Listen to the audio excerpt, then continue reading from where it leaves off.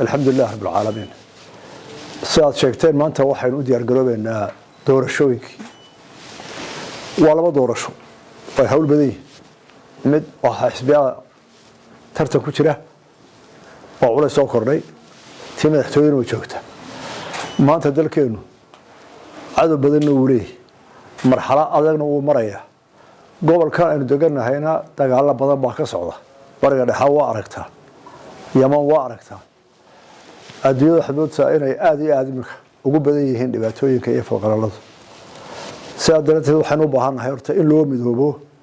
من ماذا قرنك دفاع قرنك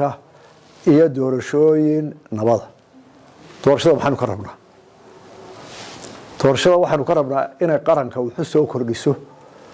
إن لهلا dadka oo isku jeclaada aan isku dhicin hadeenu ku culowno doorashada oo nin walba dantiisa dhan waa cararo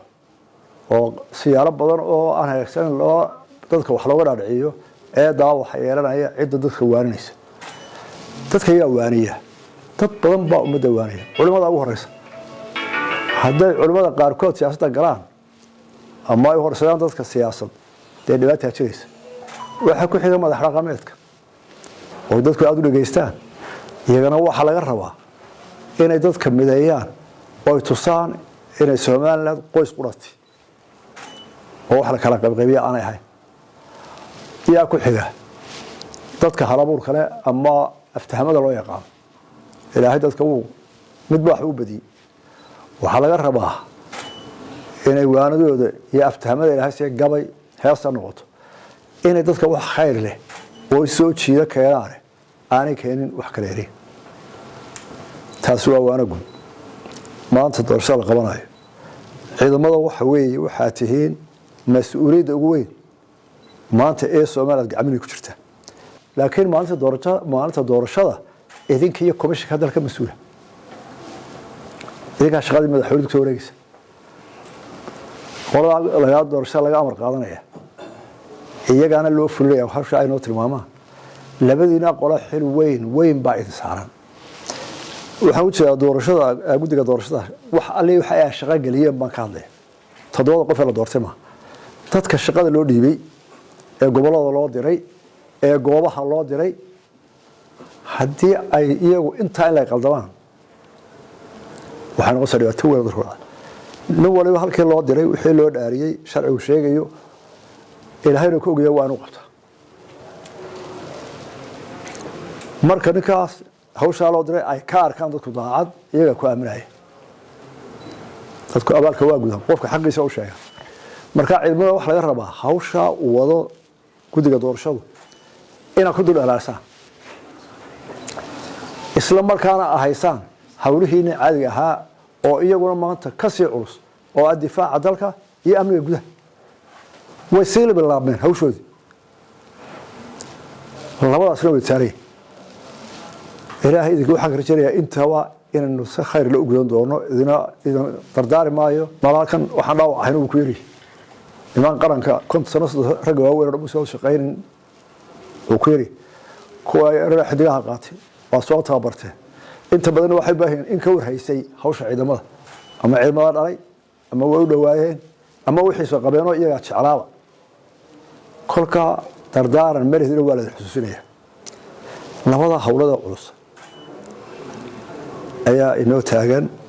waan ku kalsoonahay inay fulineysaan markaas waxaan dardaaran gaar ah u sii jeedinayaa in ay aad iyo aad uga taxadiraan dadka shirka wada shaqeynaya in dulqaad badan muujiyaan qolada booliisku iyagu waa laba ka dhaxeeyo dhanna waa ka ciidan dariiska dhinacana shicibka u dhex jira waa shicib sii shicib weey marka waa argagax maanta iyana ha noqoto tu wax tarto oo aad iyo aad uga faa'iideysan midnimada iyo nabadda qaranka ciidamada waxa loo sameeyay waa nabadgelyo meel walba nin dambiila jooga nin wax duminaya jooga wax laga argixan ma dagaalka iyo nabadda raaxada iyo dhibtu nolosha ka mid Allah waa iska rabsado midna ma dhamaado mid walba maanta iyo adaabirta soo noqda haddii wax dhacaana waanu hayna dad waay araga oo garanaya si loo handalgareeyo oo inaba yaraa askarta ana aad iyo aad ugu sheega argagaxna aan imanin waayo wax kasta dhacay taana in loo maskaxan loo diyaar garoobo tala laga lahaadaan leeyahay ummaddiinu aad bay u kalsoontay ciidamadu aad baa ciidamada loo qadariyaa dhibaatooyina la ogi dhaawiciina la ogi hawsha xariya habeen ku jirtaa baa la ogi maantana tii bay ka mid tahay